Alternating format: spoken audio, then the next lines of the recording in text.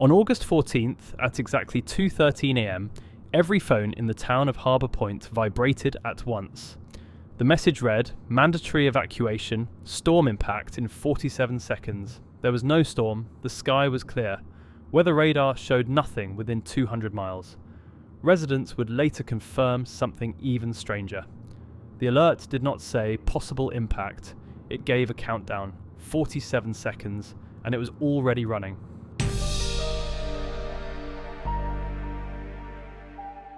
Harbour Point sits along a quiet stretch of northeastern coastline. The town has emergency infrastructure, but severe storms are rare. No warnings had been issued that night. The National Weather Service recorded stable atmospheric pressure. Satellite imagery from 2:12 AM shows a completely clear offshore horizon. Yet the alert continued. Phones displayed, storm path confirmed, follow Route 9 inland. No explanation. No issuing agency listed, only the timer. At first, many assumed it was a malfunction. Then car engines started. Neighbours later reported hearing doors slam across entire streets at once. Within seconds, headlights lined the coastal highway. Some residents stayed behind. They checked the sky. It was silent. But at 2:13 and 47 seconds, something changed. Weather radar archives show a faint disturbance forming offshore at precisely 2:14 AM. Not drifting in, not approaching, forming. A circular storm cell appeared almost instantly, as if activated. Meteorologists reviewing the data described it as abnormal, but technically possible. What they could not explain was the timing. The alert had predicted the formation to the second. The message had specified an impact zone. Coordinates were included. 47 seconds after the storm appeared, it made landfall exactly where the alert described. Wind speeds reached 70 miles per hour, but damage patterns were unusual. Only properties along the evacuation route sustained major destruction. Homes outside that corridor were left untouched. By morning, federal agencies denied issuing any alert. FEMA logs show no outbound emergency transmission at 2:13 am. In the local authorities reported no access to the wireless emergency alert system that night. Telecom providers confirmed the signal originated from within the emergency broadcast network. But the source field was blank, not redacted, blank. Internal diagnostic systems require a federal authentication key for every outbound emergency transmission. Those keys are logged automatically and cannot be bypassed through local infrastructure. In Harbour Point's case, no authentication key was present in the back-end carrier logs.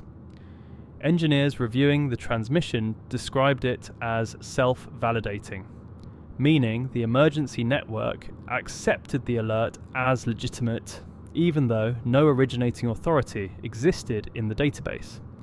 In over 20 years of archived wireless emergency alert activity, no similar anomaly has been documented. Residents compared screenshots the next day. An inconsistency appeared. Not every phone displayed the same countdown.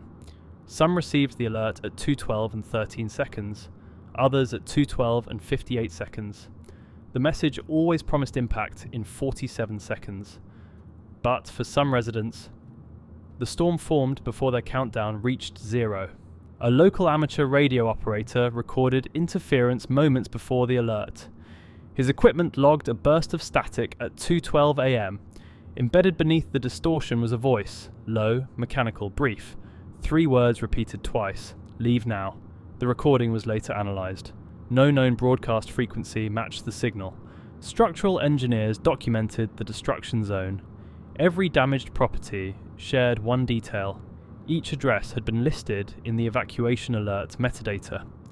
That metadata was not visible to residents, but archived carrier logs show embedded routing data tied to specific GPS coordinates.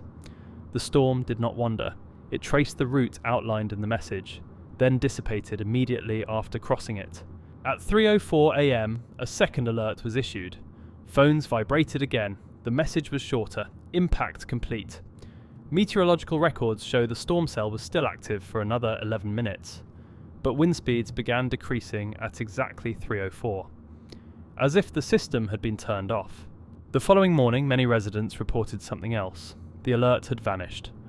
Phone notification logs showed no record of any emergency message overnight.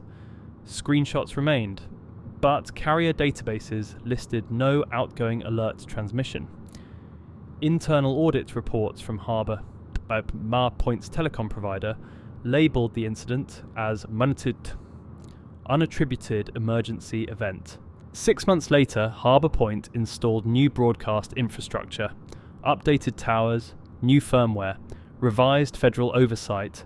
Officials confirmed the system was secure, but archived maintenance logs show a scheduled diagnostic test set for August 14th of the year. Time 2:13 a.m. The description field for that test contains only one line. No storm has been forecast for Harbour Point this year. Satellite imagery remains clear.